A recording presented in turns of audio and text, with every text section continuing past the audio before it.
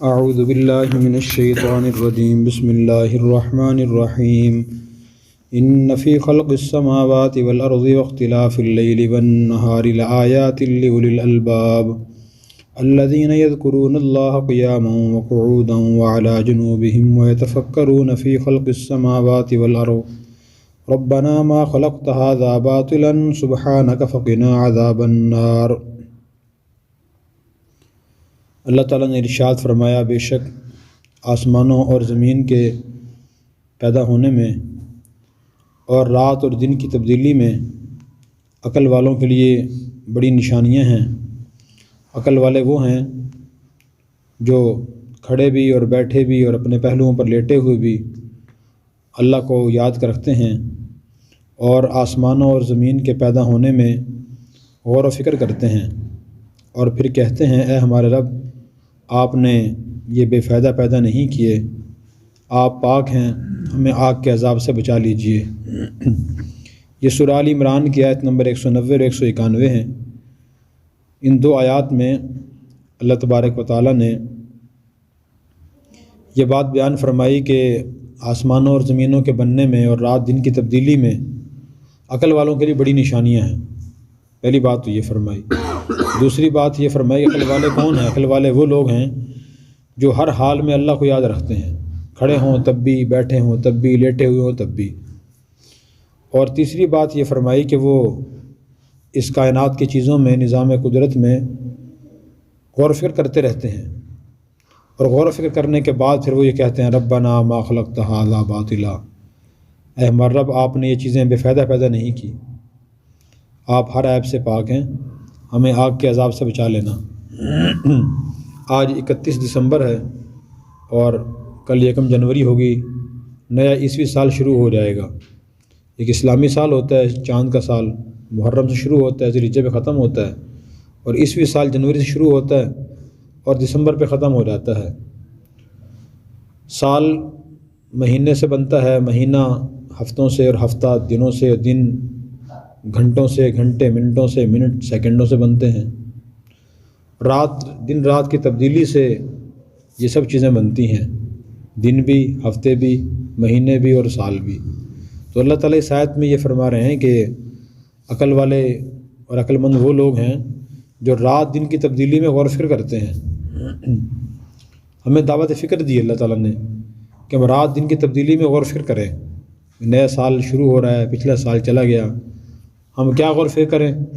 غور و فکر کرنے کے لیے بہت سی چیزیں ہیں، لیکن آج ہم صرف 4 چیزیں عرض کریں گے کہ وہ 4 چیزیں ایسی ہیں جن کے بارے میں ہر مسلمان کو سوچنا چاہیے اور غور کرنا چاہیے کہ میرے پچھلے سال میں 4 چیزیں کیسی رہی۔ اگر وہ اچھی رہی ہوں، اللہ کا شکر ادا کرنا چاہیے، ان میں کمی کوتاہی ہو تو اس کی تلافی کی کوشش کرنی چاہیے۔ میں سب سے پہلی چیز اور پہلا دائرہ اپنی ذات ہے کہ انسان خود کو دیکھے کہ پچھلا سال میرا کیسا گزرا ہے، دینی لحاظ سے، جسمانی صحت کے لحاظ سے، دین سیکھنے کے لحاظ سے، دین پر عمل کرنے کے لحاظ سے، اس لحاظ سے خاص طور پہ دیکھے۔ جب انسان دیکھے گا تو اسے نظر آئے گا کہ دین سیکھنے کے لحاظ سے اور عمل کرنے کے لحاظ سے کوئی سال پچھلا اکثر انسان کا اچھا نہیں گزرتا۔ دین سیکھنے کی ہمیں ضرورت ہے۔ آج مسلمان جو دین سے قریب ہیں، کچھ نہ کچھ دین پہ عمل تو کر لیتے ہیں، یعنی نماز پڑھ لیتے ہیں، تلاوت کر لیتے ہیں، تسبیح کر لیتے ہیں، نوافل پڑھ لیتے ہیں، درود شریف استغفار کرتے ہیں، لیکن دین نہیں سیکھتے۔ دین سیکھنے کا مطلب جو دین کی تعلیمات ہیں وہ انسان پڑھے، پھر خود کا ان تعلیمات کی روشنی موازنہ کرے کہ میں کتنا عمل کر رہا ہوں۔ اس کی سب سے زیادہ ضرورت ہے۔ ابھی میں مفتی صاحب کو مل کے آیا ہوں، پچھلے جمعے ہم کراچی تھے، تو انہوں نے ہمیں کئی نصیحتیں فرمائی ہیں۔ ان میں سے ایک نصیحت انہوں نے یہ فرمائی کہ آپ جتنا ہو سکے لوگوں میں درس قرآن، درس حدیث دیا کریں تاکہ مسلمانوں کو اپنے دین کی پہچان ہو، اور اکثر مسلمانوں کو دین کی پہچان نہیں ہے۔ پھر انہوں نے کچھ واقعات بیان فرمائے کہ بعض مسلمان دین سے اتنے دور ہوتے ہیں کہ آدمی دیکھتا ہے تو حیران ہو جاتا ہے۔ ایک واقعہ یہ سنایا کہ سندھ کے ایک پسماندہ علاقے میں ہم گئے ہوئے تھے جنازے کی نماز پڑھنے کے لیے، تو وہاں جب پہنچے، میت آئی تو ہم نے دیکھا کہ میت کے کفن سے خون لگا ہوا تھا۔ تو ہم نے پوچھا کہ یہ خون کیسا لگا ہوا ہے؟ میت کوئی زخمی ہو گئی تھی، بیمار تھی؟ انہوں نے کہا نہیں بیمار بھی نہیں تھی، زخمی بھی نہیں تھی، پھر یہ خون کیسا ہے بھائی؟ تو کہنے لگے وہاں کے لوگ مسلمان کہ ہم نے سنا ہے کہ قیامت کے دن اللہ تعالیٰ نیک لوگوں کا نام اعمال ان کے دائیں ہاتھ میں دیں گے اور برے لوگوں کا نام اعمال بائیں ہاتھ میں آئے گا۔ یہ بات تو سچی ہے، قرآن کریم میں اللہ تعالیٰ نے کہیں آیت میں یہ بات فرمائی ہے، فَأَمَّا مَنْ أُوتِیَ الْكِتَابَ بِیَمِینِهِ فَیَقُولُ هَاؤْمُ اقْرَءُوا کتابیہ، جس کو نام اعمال دائیں ہاتھ میں ملے گا وہ بہت خوش ہوگا، لوگوں سے کہے گا کہ آؤ میرا نام اعمال پڑھو۔ اس کا نام اعمال برے ہاتھ میں ملے گا، فَیَقُولُ یَا لیتنی لَمْ أُوتَ کتابیہ، کاش مجھے نام اعمال نہ ملتا، وہ یہ کہے گا، وَلَمْ أَدْرِ مَا حِسَابِیہ، مجھے معلوم نہ تو حساب کیا ہے۔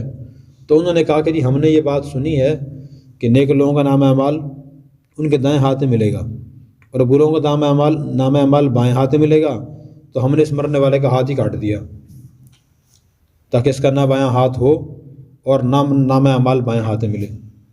کتنی جہالت کی انتہا ہے۔ دوسری بات انہوں نے فرمائی، پھر یہ قبرستان ہم گئے تو دیکھا کہ وہاں کچھ قبروں کے نشان لگے ہوئے تھے اور کچھ پہ نشان نہیں لگے ہوئے تھے۔ میں نے پوچھا کہ یہ قبریں کہ فرق کیوں ہے، یہ نشان بعض پہ لگے ہوئے بعض پہ نہیں لگے ہوئے؟ تو انہوں نے بتایا کہ جن پہ نشان نہیں لگے ہوئے یہ ان لوگوں کی قبریں ہیں جن کی نماز جنازہ پڑھے بغیر ہم نے دفن کر دیا۔ کہا جی پڑھنے والا تھا ہی نہیں۔ اب آپ کہیں گے الحمدللہ ہمارے ہاں تو پڑھانے والا ہوتا ہے اور ہم جنازہ پڑھتے بھی ہیں، لیکن اکثر مسلمانوں کو جنازہ نماز آتی ہی نہیں، اکثروں کو نہیں آتی۔ جنازے کی نماز کی جو سب سے اہم چیز ہے وہ ہے دعا، میت کے لیے دعا کی جاتی ہے، اکثر مسلمانوں کو نہیں آتی۔ تو یہاں بھی صورتحال یہی ہے، اس لیے اپنے دین کو سیکھنا بہت ضروری ہے۔ ایک تو صورتحال ہے کہ ہم نے سیکھا ہوا نہیں ہے، اور اس سے بڑی صورتحال پھر یہ ہے کہ غلط فہمیاں بہت زیادہ ہیں۔ میں جب وہاں سے آیا تو مفتی صاحب مجھے ایک تفسیر ہدیہ دی کہ میری تفسیر ہے، نئی چھپ کے آئی ہے، وہ لا کے میں نے کاؤنٹر پہ رکھی۔ ایک معاشرے کے بہت ہی معزز نامی گرامی شخص دکان پہ آئے، اسے کھولا، بھئی یہ کیا رکھا ہوا ہے؟ میں نے کہا جی یہ تفسیر ہے، کہاں سے لے آئے؟ مفتی صاحب نے ہدیہ دی ہے۔ تھوڑی سی کھول کر پڑھی، یہ کون پڑھ سکتا ہے، کون عمل کر سکتا ہے اس پہ؟ ممکن ہی نہیں ہے۔ تو اتنا متکبرانہ انداز۔ تو میں نے کہا جی کہ جو مسلمان روزانہ 5-5 گھنٹے واٹس ایپ دیکھتا ہے، فیس بک دیکھتا ہے، وہ اس کو ہی پڑھ سکتا ہے، وہ سمجھ سکتا ہے، اور یہ ممکن عمل کرنا۔ کہنے کا نہیں یہ عمل نہیں ہو سکتا، وہ تو اس مالک کے کام ہیں۔ اگر تم ساری زندگی سجدے میں پڑے رہو، مالک کو برائی پسند آ گئی، وہ جہنم میں پھینک دے گا تمہیں، اور اگر تم ساری زندگی گناہ کرتے رہو، مالک کو کوئی نیکی پسند آ گئی وہ جنت میں بھیج دے گا، وہ تو اس کے اختیار میں ہے مالک کے۔ تو مجھے بڑی حیرت ہوئی، اس شخص کی دولت مندی دیکھیں، اس کو معاشرے میں معزز ہونا دیکھیں، اور اس کی یہ باتیں اتنی غلط فہمیاں۔ تو میں نے کہا بھائی یہ ایسے نہیں، یہ غلط فہمی ہے آپ کو۔ قرآن کریم پڑھا کریں، قرآن کریم ہمیں یہ نہیں بتا رہا، قرآن کریم تو یہ بتا رہا ہے والوزن یومئذ الحق، سورہ اعراف کی آیت ہے کہ قیامت کے دن اعمال کا وزن بالکل برحق ہے۔ فمن ثقلت موازینہ فاولئک هم المفلحون، جن لوگوں کی نیکیاں زیادہ ہوں گی تو وہ لوگ کامیاب ہوں گے۔ ومن خفت موازینہ فاولئک الذین خسروا انفسهم، جن کی برائیاں زیادہ ہوں گی اور نیک اعمال کم ہوں گے تو ان کا نقصان ہوگا، وہ جہنم میں جائیں گے۔ لیکن اللہ تعالیٰ نے کوئی اللہ تعالیٰ معاذ اللہ کوئی ظالم نہیں ہے کہ اللہ کوئی قانون ہی نہیں، کوئی انصاف ہی نہیں ہے۔ اللہ جس کو چاہے جہنم میں بھیج، چاہے جنت میں بھیج دیں۔ اللہ نے ایک معیار رکھا ہے، قیامت کے دن اعمال کا وزن ہوگا، جس کی نیکیاں زیادہ ہوئی وہ جنت میں جائے گا، گناہ زیادہ ہوئی وہ جہنم میں جائے گا۔ یہ اللہ کا قانون ہے۔ مثال کے طور پر ایک آدمی کے 1000 نیکیاں تھیں اور 1001 برائیاں تھیں، تو اس قانون کا تقاضا یہ ہے کہ وہ جہنم میں جائے گا۔ کسی سے الٹ تھا، 1000 اس کے برائیاں تھیں، 1000 اس کے نیکیاں تھیں، 1000 برائیاں اور 1001 نیکیاں تھیں، وہ جنت میں جائے گا۔ یہ اللہ تعالیٰ نے قانون میں نے کا بیان کیا ہے۔ تو ہمارا مسئلہ یہ ہے کہ ہم 60 سال 90 سال 100 سال ایک مسلمان زندگی گزار دیتا ہے، وہ قرآن شریف کا ترجمہ نہیں پڑھتا، اس کی تفسیر نہیں پڑھتا، دنیا جہان کی چیزوں کا کیڑا بن جاتا ہے، 18 سال 20 سال MA کرتا ہے، BA کرتا ہے، پتہ نہیں کون کون سا کورس کرتا ہے، لیکن نہیں پڑھتا تو اللہ قرآن نہیں پڑھتا، اسے سمجھتا نہیں ہے، نبی پاک کی حدیث نہیں پڑھتا، اور جو 5 وقت نماز پڑھ رہا ہے اس کے مسائل اسے پڑھے ہی نہیں ہوتے کہ نماز کے فرائض کتنے ہیں، واجبات کتنے ہیں، سنتیں کتنی ہیں۔ یہ تو روزمرہ کی عبادت کی بات ہے، باقی جو اخلاقیات ہیں وہ اس کے علاوہ ہیں۔ حسد کیا ہوتا ہے، بغض کیا ہوتا ہے، تکبر کیا ہوتا ہے، کینہ کیا ہوتا ہے، سخت کلامی کے بارے میں دین کیا کہتا ہے، وہ اخلاقیات ہیں۔ تو سب سے پہلے ہمارے دیکھنے کی جو چیز ہے وہ یہ ہے کہ ہم نے پچھلے سال کتنا دین سیکھا ہے، کتنا دین کو پڑھا ہے، کتنا دین کو دیکھا ہے۔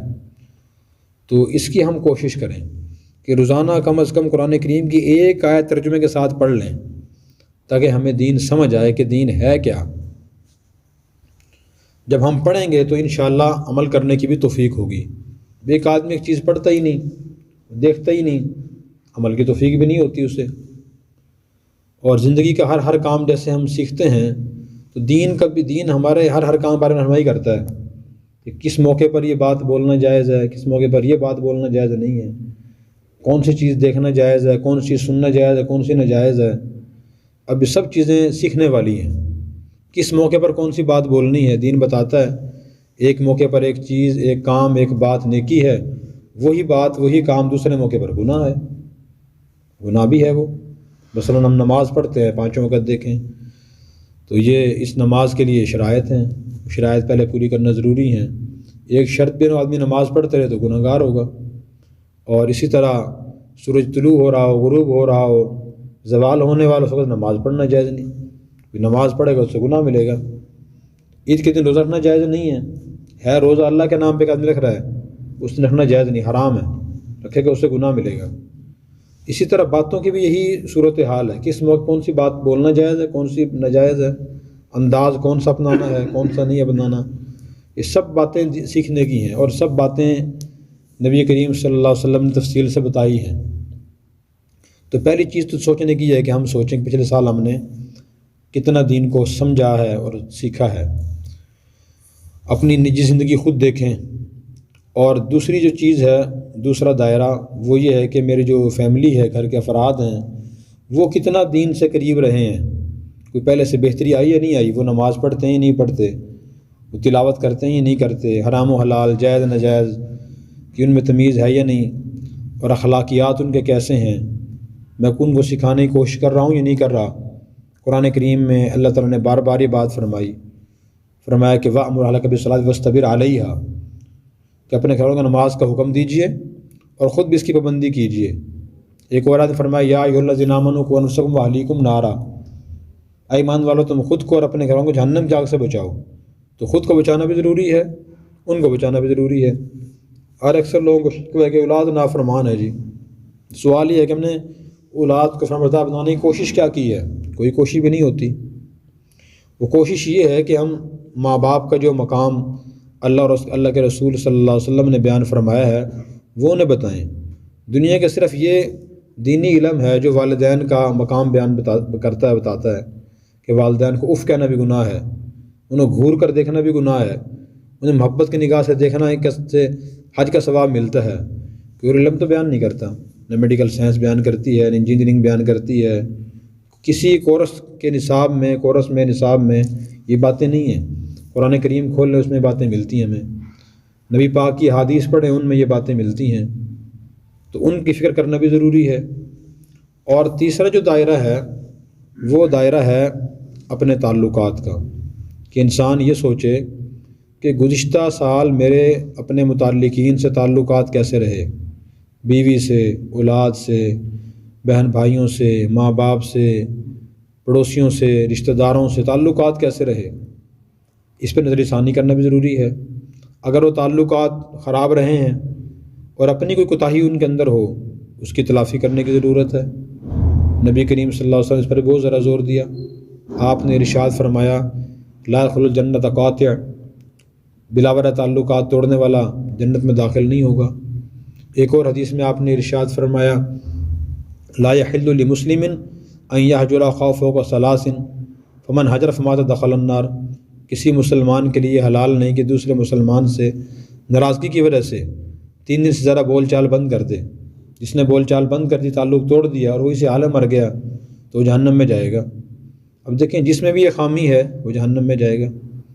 آج میں نے جمعہ میں یہی بیان کیا، جمعہ کی نماز سے پہلے، تو مجھے نماز کے بعد ایک باشرہ نمازی آدمی ملے، کہنے لگے جی فلاں فلاں جو شخص ہے نا محلے میں، وہ مجھ سے پتہ نہیں کس وجہ سے ناراض ہیں۔ انہوں نے گھر بھی چلا گیا کہ آپ مجھ سے راضی ہو جائیں، غلطی معاف کر دیں، مجھ سے بات نہیں کی۔ گزشتہ عید کے موقع پہ میں نے مسجد میں انہوں نے کہا جی السلام علیکم ورحمۃ اللہ، عید مبارک ہو جی، تو انہوں نے کہا جی پیچھے ہٹ جائیں، آپ سے ہم ناراض ہیں، آپ ہمیں اسلام نہ کیا کریں، نہ ملا کریں ہمیں۔ تو دیکھیں تعلق توڑنا تکبر کی وجہ سے، غرور کی وجہ سے بہت بڑا گناہ ہے۔ جو آدمی جتنا بڑا نمازی ہے، حج عمرہ کرنے والا ہے، درود تسبیح کرنے والا ہے، اگر اس کے اندر یہ جرم ہے، اس پہ فرض جرم عائد ہوگی، حضور فرماتے ہیں کہ وہ جہنم میں جائے گا اور جنت میں داخل نہیں ہوگا۔ اس کا خیال کرنا ضروری ہے۔ بعض لوگوں میں تکبر کا گراف بہت زیادہ ہوتا ہے، کسی کی ذرا سی بات کی وجہ سے، ذرا سی کوتاہی کی وجہ سے ساری زندگی کے لیے طے کر لیتے میں نے بولنا نہیں ہے اس سے۔ یاد رکھیے یہ تکبر کی علامت ہے، یہ غیرت کی بات نہیں ہے۔ اللہ تعالیٰ کتنے بڑے ہیں ہم سے، اللہ تعالیٰ کا بھی قانون ہی ہے کہ انسان اگر توبہ کر لے تو اللہ تعالیٰ اسے معاف کر دیتے ہیں۔ اور اللہ تعالیٰ نے بلکہ یہاں تک اللہ کے نبی نے فرمایا دن میں 70 مرتبہ کسی کی توبہ ٹوٹ جائے پھر وہ توبہ کر لے اللہ معاف کر دیتے ہیں۔ تو اللہ سے بڑے تو نہیں ہم، اس لیے ہمیں بھی کوتاہیاں معاف کرنی چاہیے، اور بشرطِ کوتاہی ہو بھی صحیح۔ بعض آدمی ویسے غلط فہمی میں ناراض ہو جاتا ہے اور زندگی بھر راضی نہیں ہوتا۔ ان تعلقات پہ انسانی کرنا بھی ضروری ہے، تعلقات کو بہتر کرنا ضروری ہے۔ تعلقات کو بہتر کرنے کے لیے حضرات علماء کرام نے یہ فرمایا، ایک تو انسان کے اندر عاجزی ہونی چاہیے۔ اکثر تعلقات خراب تکبر کی وجہ سے ہوتے ہیں کہ انسان ذرا ذرا سے دوسرے طرز عمل کو اپنی شان خلاف سمجھتا ہے کہ اس نے مجھے یہاں نہیں بٹھایا، مجھے کھڑے ہو کر نہیں ملے، میرا باہر آ کے استقبال نہیں کیا، فلاں کو اہمیت زیادہ دے دی، مجھے اہمیت کم دی، ہم سے فلاں موقع پر پوچھا نہیں، ہم سے مشورہ نہیں کیا، مشورہ ہم نے دیا ہماری بات نہیں مانی۔ ان باتوں کے بعد بھی ناراض ہو جاتا ہے، حالانکہ یہ سب باتیں شرعی لحاظ سے جو انسان سوچتا ہے فضول ہے۔ کسی آدمی کا ہمارے ذمے یہ حق، ہمارا حق اس کے ذمے نہیں ہے کہ ہم سے ہر کام مشورہ کرے۔ یہ مشورہ کر لیا تو دین نہیں کہتا کہ ہمارے مشورے کو مانے، بیٹا بھی ہے، بیوی بھی ہے، اس کے لیے کوئی شرعی لحاظ سے فرض واجب نہیں ہے، اس کو شریعت نے اختیار دیا ہوا ہے کہ وہ سوچ لے۔ اس نے 3 آدمی نے مشورہ کیا ہے کہ کس کا مشورہ میں نے ماننا ہے، کس کا مشورہ میرے حالات کے موافق ہے اور ذہن کو لگتا ہے، اس کو اللہ نے اختیار دیا ہوا ہے۔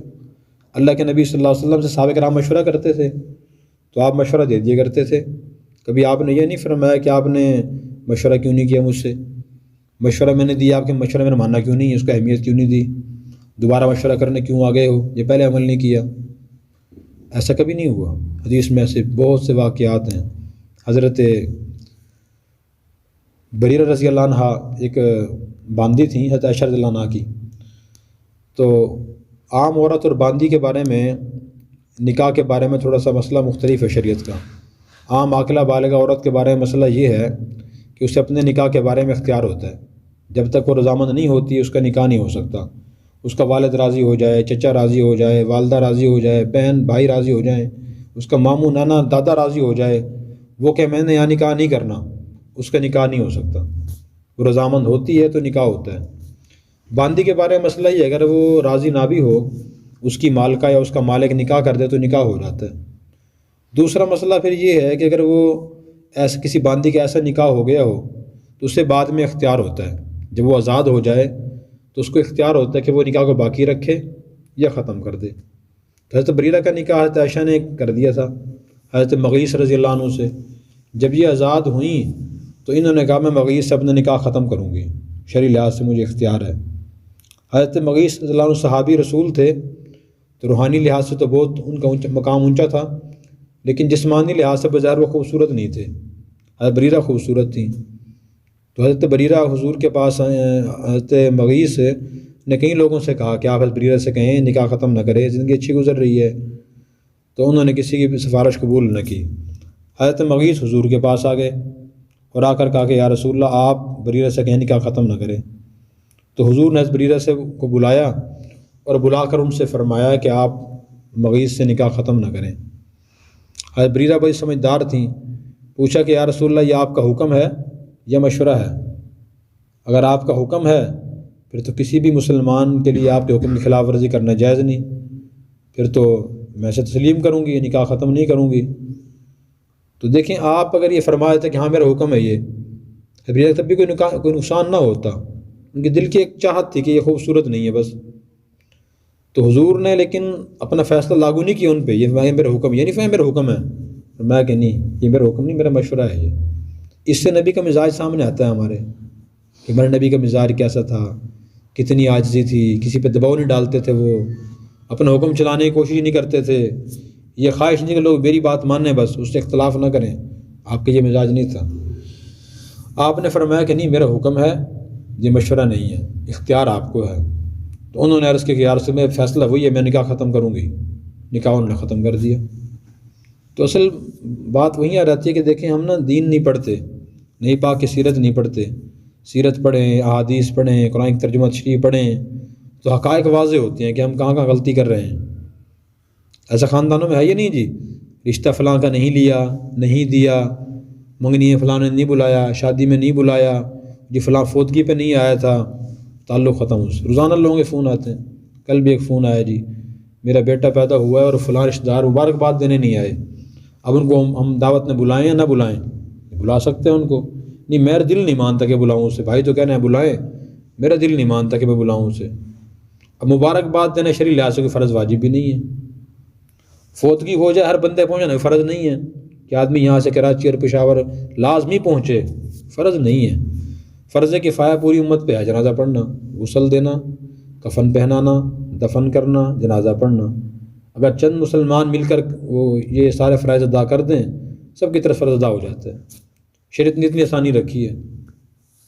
تو لہٰذا اپنے تیسرا دائرہ جو ہے وہ تعلقات کا ہے کہ اپنے تعلقات کو دیکھیں. اگر اس میں کوئی خرابی پیش آ رہی ہو، کمی کوتاہی ہو رہی ہو، ان کو ہم بہتر کرنے کی کوشش کریں.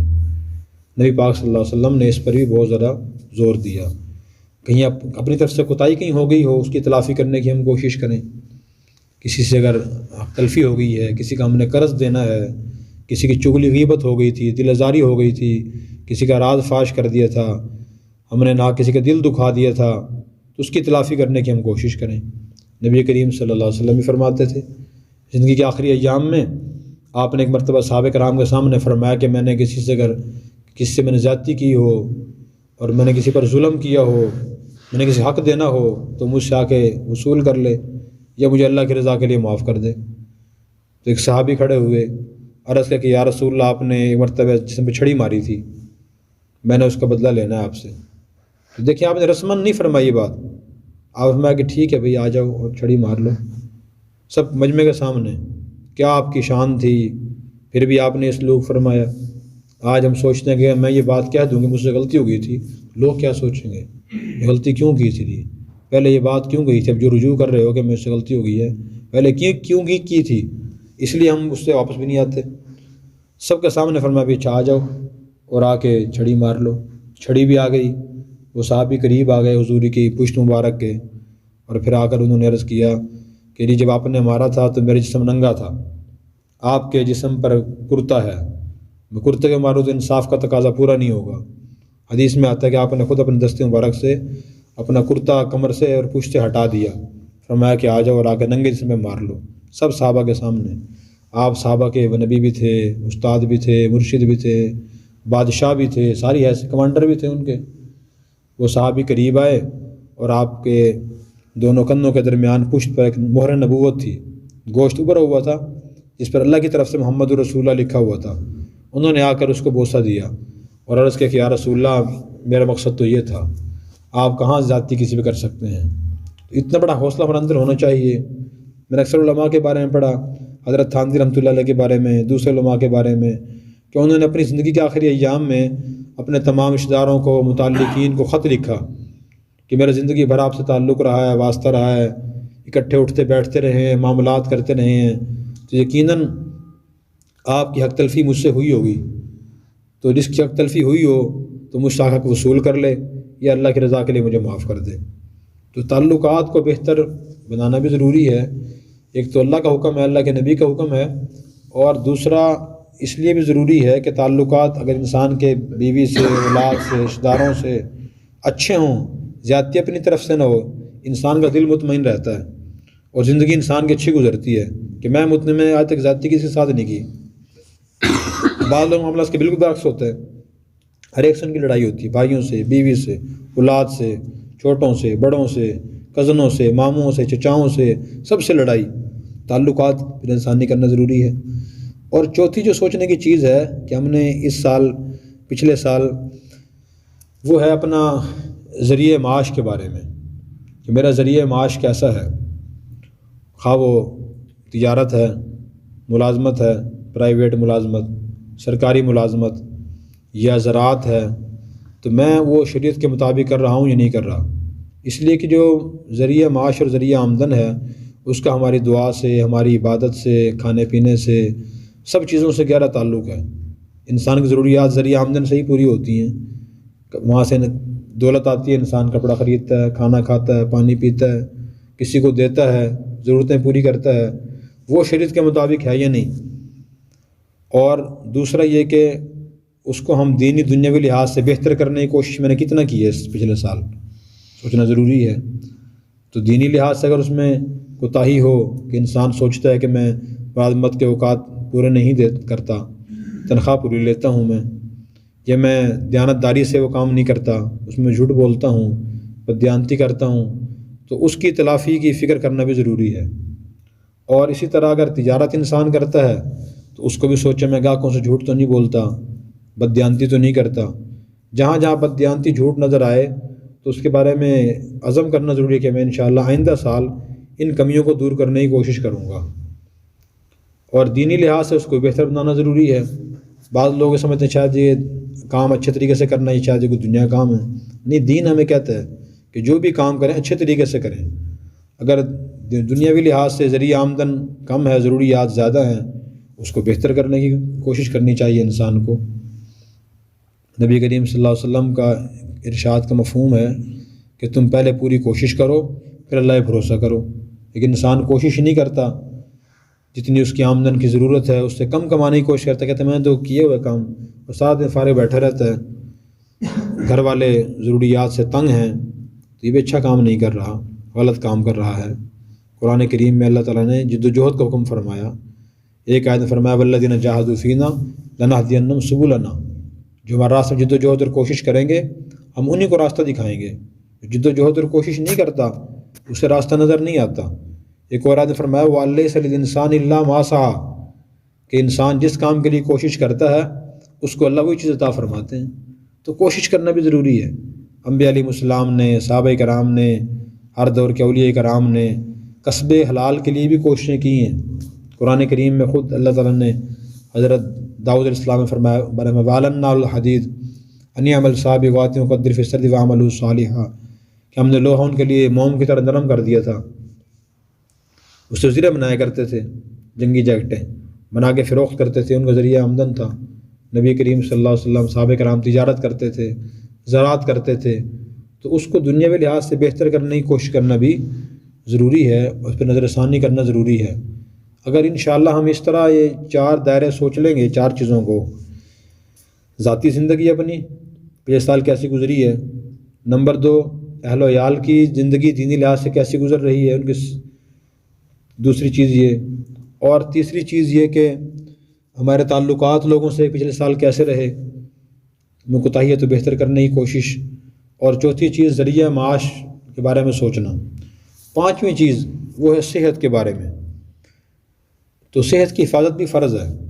صحت اگر خراب ہو اس کو ٹھیک کرنے کی کوشش کرنا شرعی لحاظ سے فرض ہے، اور اس کو نقصان پہنچانے والی چیزیں استعمال کرنا، نیند اتنی کم کرنا کہ صحت خراب ہو جائے، نقصان دہ چیزیں استعمال کرنا، یہ بھی شرعی لحاظ سے گناہ ہے، تو اس کا خیال کرنا بھی ضروری ہے۔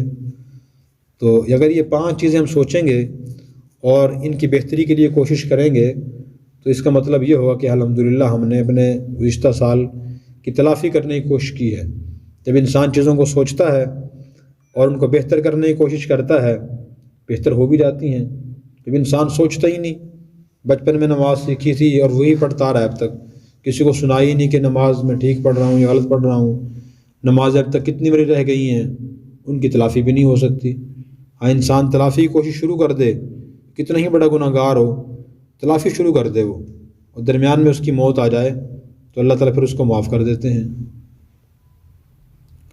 تو اطلافی کوشش ہمیں کرنی چاہیے، غور فکر کرنا چاہیے. جیسے دنیا کی ہر چیز کے حساب کرتے ہیں، کمپنیاں سال آخر میں حساب کریں گی اپنا کہ جی کتنا منافع ہوا، کتنی سیل ہوئی، کتنا نقصان ہوا. پھر اسباب سوچتی ہیں کہ جی نقصان کیوں ہوا، سیل اس دفعہ کم کیوں ہوئی ہماری، ایک اور کمپنی آ گئی اور ہم کیا بہتری لا سکتے ہیں. اس طرح دینی لحاظ سے اگر ہم سوچیں گے تو انشاءاللہ بہتری آئے گی. بلکہ اللہ والوں کا تو حکم یہ ہے کہ انسان رات کو سونے سے پہلے روزانہ اپنا محاسبہ کرے.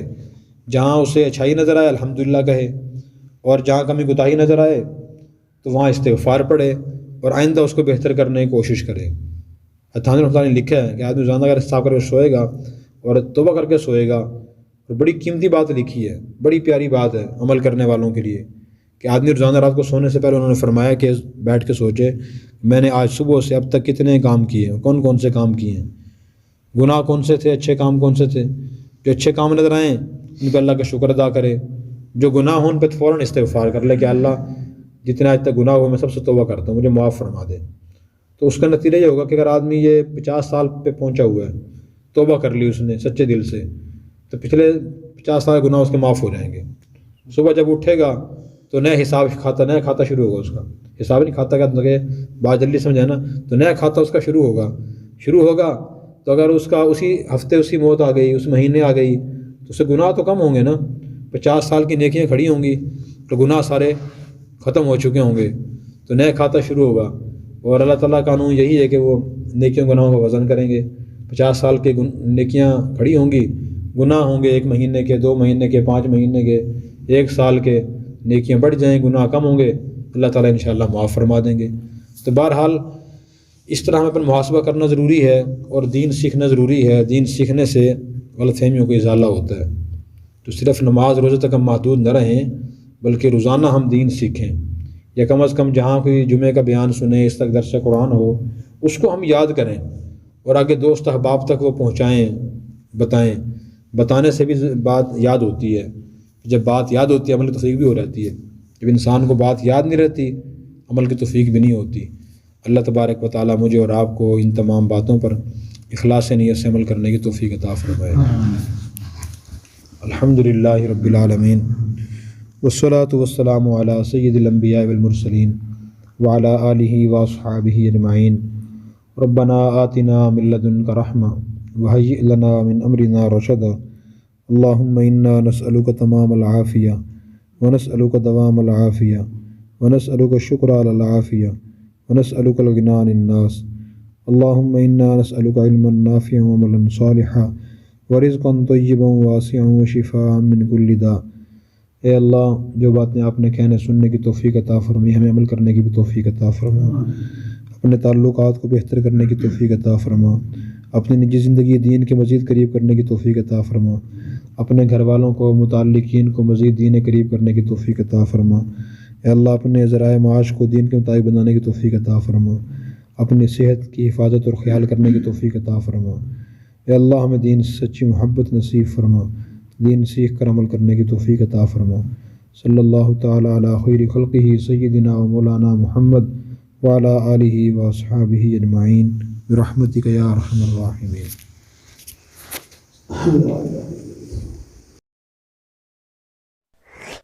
Subscribe now and press the bell icon.